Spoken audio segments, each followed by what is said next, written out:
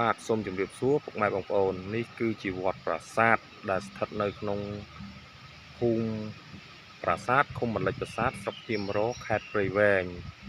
ក្រោយពីចប់ជុំគឺរៀងហាក់ដូចជាស្ងប់ស្ងាត់បន្តិចហើយវត្តនេះដែរគឺជាជំរករបស់ទូកប្រាសាទសជ័យបារមីស្ទាំងមាសហើយនេះគឺជាទូកប្រាសាទសជ័យបារមីស្ទាំងមាសទី3ដែលទើបតែកសាងឡើងនៅក្នុងឆ្នាំ2025នេះហើយក៏ជិតរួចរាល់ហើយដែរនៅតែថែមពណ៌ឡើងគំនូរអីទេហើយឆ្នាំនេះក៏ត្រូវនឹងឆ្នាំដែលគេ